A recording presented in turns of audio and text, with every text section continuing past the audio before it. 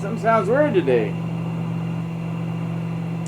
So, how many of you out there want one of these? Yes, is my band Trick or Treat, a poster of the band. You know, came out when the CD came out a couple years ago. I sell these for $10 to $15 depending on what you want. If you want me to sign it, here, me to sign it, and I can get him to sign it. Rudy, he's dead. Tony, ooh, don't plan that one yet, not yet. And he's a dick. Mandy Lyon, Michael D, Rudy, Tony Rydell, Rudy Stiletto, Rudy Rude. He was known as a few things. He was known as a lot of things in Hollywood. He was a great drummer. He's a good singer, I thought, but he was an absolutely great John Bonham-like drummer. Best drummer I played with, I think. And then the next would be Daz Bash. I hated that name. I didn't want to tell him, but I let him keep it. I'm like, go ahead, but I thought it was very stupid. It was Daz Von Bash, or Brian Von Bash. That's what it was. So he was calling himself Brian Von Bash, and then he changed it to Daz Bash when we were headlining, or no, we were trying to pretend we were headlining the country club. We were there for Arista Records showcase with Stiletto. Rudy, the drummer that you can't see singing. Brian Von Bash, or now Daz Bash, because of a bunch of white powder that was flying all over the place. We were there from like 5 or 6 o'clock until like 10. It was the worst thing we could have ever done. So I'm there doing a sound check, and my Marshall blows up. Doesn't blow. I run across the street where it's Metaltronics, Lee Jackson mods. I got mine modded by Jose. So I took it over to him. I said, can you fix this? He goes, oh, a Jose mod. I go, just fix it, please. I don't know what happened. Something happened. He goes, oh, your preamp toes blew. Because I had them running hot. They were biased hot.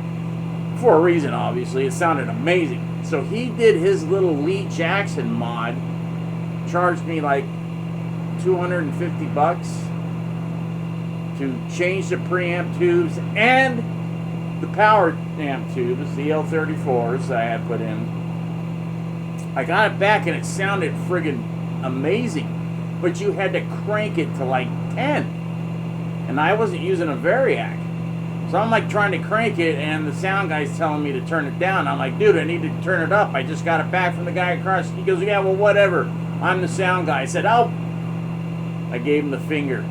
You never give a sound guy a finger or anything before a show, because then you will not be heard. So I'm playing, you know, a couple hours later, we're playing, and I got my girlfriend and ex-wife, or current ex-past, sometimes wife, and another girlfriend and friends all telling me, if you go back like 10 feet, you can't hear me. You can only hear Idiot Boy. Because we had 2 guitar players, and the other guy, Kip Kelly, he sucked. He was horrible. He had some cheap, really, I think it was one of these. I think it was just a Beretta. And it sounded horrible. And he had a 50-watt Marshall, so he thought he had to turn his up to 10 because I had 100 watts. So if I was on 5, he had to be on 10. I go, dude, just learn from things. No, you don't need to do that. And the sound guy screwed it up anyway. So I had, middle of the show, Arista Records walked out after the 3rd song. They're like, tell them, no thank you. We sucked. We sucked because of, and then more, and then, so So by the time we got on stage, the band was a mess. There's like a 20. It's on YouTube. Look up Stiletto Country Club 1986 Arista Record Showcase, something. You'll find it and under my name and Michael Douglas Hughes or yes. And you'll see this horrible, long, drawn out where the bass player is like just doing.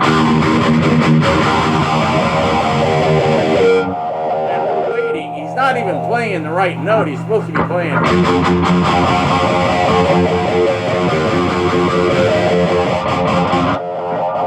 Breakdown for a song called Drunk and Disorderly.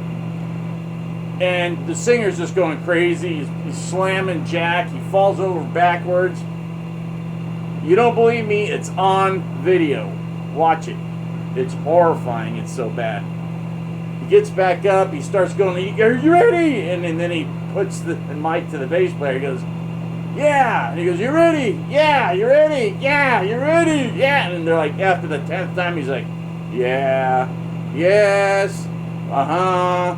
Yeah. Let's go. Yes." And then finally he goes, 1, 2, 3, 4. It was horrible. And we're sitting here trying to play like crazy because, and then we had to cut the friggin' set short because we thought we were headlining. The headliners were getting pissed because they wanted to come on. Our so-called manager paid money for us to go on like just before the headliners. So it's like this band, Stiletto, who nobody had heard of at that point. We'd only played like 2 shows, Troubadour and Roxy. The Roxy was the first one. It was a mess. This guy, Rusty Coat Hanger? Yes, he's dead now too, anybody that knew him.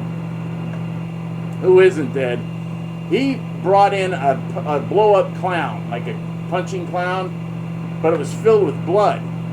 Or ketchup. It wasn't blood, like the stage. He throws it up on the stage. Rudy pulls out this giant knife. David Lee Roth is in the friggin' crowd, right by that little exit where you could go out the back door and you're right in the parking lot of the Rainbow. And Rudy takes out the knife. He starts stabbing the clown, and ketchup and stuff is going everywhere. That's not on video, I don't think. It might be. I know there's pictures. And that was a mess. I remember, looking at, trying to play and looking at David Lee Roth to see what because he's like. And then after Rudy stabbed the clown to death and threw it back out into the audience, he got up and left. Just whoop. And I'm like, David Lee Roth just walked out. I don't know how many people walked out on that band. I mean, everybody walked out on that band. Stiletto.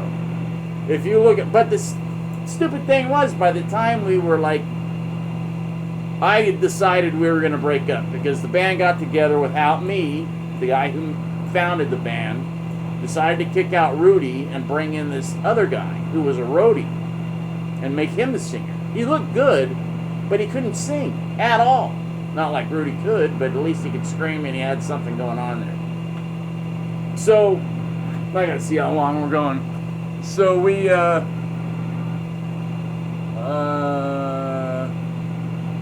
14, okay, 16, 14. So, I forgot what I was saying. David Lee Roth walked out, everybody walked out. Oh, so by the last show, we had a pretty good following. We played everywhere. We played every club at least 3 or 4 times. Everywhere. And it wasn't because we were good. It was because the bass player had a lot of money. He was working at the bass player, Tony. He would just buy all the tickets because he was making tons of money. I'm like, dude, where do you get this money? He's like, oh, I'm a set painter at Warner Brothers. I go, get me in, dude.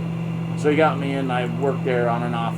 But they'd let me work like 28 days, 29 days, because if I worked a straight 30 days, I was in the union. But they wouldn't let me in the union. Especially a long-haired, rock and roller that would usually come back from lunch drunk. But most of the people at Warner Brothers did. Trouble is, I was up on the scaffolding thing, painting stuff. I painted, what's that guy that was what's his name? He was 007 after the real 00, not the real, but the Roger Moore, and then it was that guy Pierce Brosnan, that guy Pierce. I painted his dressing room, which is basically an apartment, a nice little apartment you got. So he was shooting that TV show. I went in there and he's like, okay, could you paint the bathroom first and then let it air out? That way I can go to the bathroom and then you can just paint whatever you need to paint. I go, the kitchen thing is the same kind of paint. He goes, well, paint the bathroom first, then the kitchen, and then just do whatever. I go, okay. So, boom, boom, boom, as quick as I could, did it. That was easy. I've been painting forever. So I was a set painter at Warner Brothers for years. Never got in the union though on that. Never got in the union ever in anything, because the union is bull crap.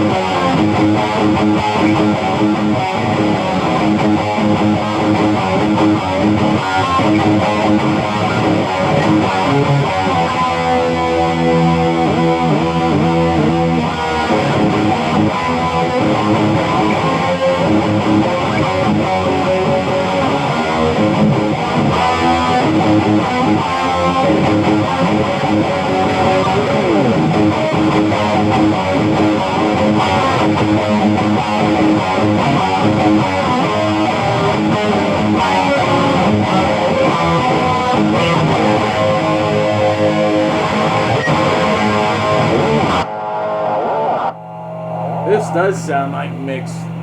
He had the Beretta too. He started using them, and well, when Eddie did. Does anybody know that Mick, Mars, and Eddie were like really, really close? Really close. Yep. Eddie gave Mick, told Mick exactly what he was doing to his amps, and Mick kind of, he modded his amps. I'm telling you, never saw Motley Crue the first 3 years. You never have heard Mick Mars' huge, gigantic, scary friggin' sound that he had with his Marshalls. They were just unbelievably mean sounding. That's where so mine was kind of like his, with a little bit of Eddie, and that's about it. But Mick's was just a beast. It was a friggin' beast. This friggin' pull, this E-tune, it never works. None of them ever work. I hate them. Sorry.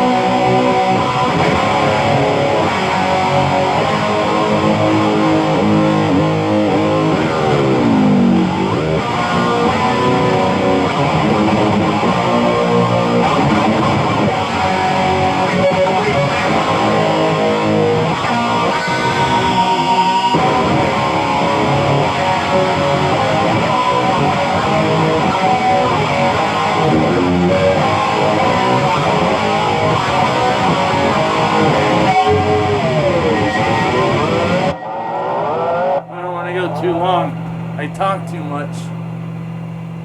27. I went to the doctor's. It appears that my heart is good. But my doctor still doesn't want me to do anything stupid like go on tour. Kind of pisses me off. But whatever. I mean, if someone asks you to go on tour, you haven't done it in years, wouldn't you want to do it? I was just gonna do bass, but I don't know. I guess it's not gonna happen. I'll get another chance. Maybe.